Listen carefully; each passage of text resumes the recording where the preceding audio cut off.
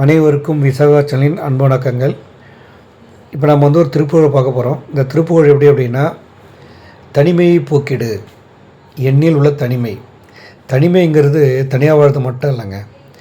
தனிமைங்கிறது ஒருத்தங்க குடும்பத்தோடய வாழ்வாங்க, ஆனால் தனியாக இருப்பாங்க. அவங்க மனம் தனிமையே ரொம்ப அதிகமாக இருக்கும்.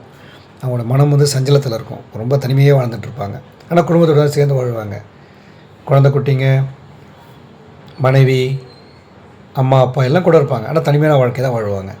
அதுதான் தனிமை அப்படிங்கிறது. அது தனியாக வாழன்னு அர்த்தம் இல்லை. சேர்ந்து வாழ்ந்தாலும் மனதின் சில குழப்பங்களால் தனித்திருப்பது தான் தனிமை. இந்த மாதிரி தனிமையாக வாழற எனக்கு தனிமையை போக்கி ஒரு இனிமையான வாழ்க்கையை தந்திடு முருகா அப்படின்னு பாடக்கூடிய ஒரு திருப்புகழ் தான் இந்த திருப்புகழ். இந்த திருப்புகழை பாட நினச்சிருக்கேன். இதை அடிக்கடி கேட்டு உங்கள் தனிமையை போக்கிக் கொள்ளுங்கள். வாழ்க்கையில் இனிமையை காணுங்கள்.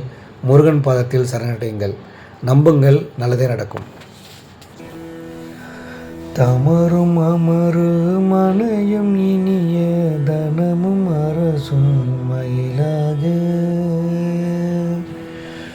தமரும் அமரு மனையும் இனிய தனமும் அரசும் மயிலாக.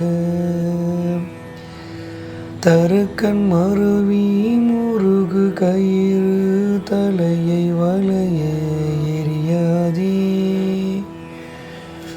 கமல விமல மரகத மணி கனக மருவும் இருபாதம்.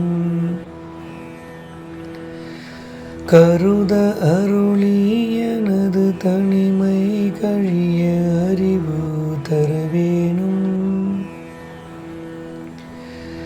குமர சமர முருக பரம குலவு பழனி மலையோனி.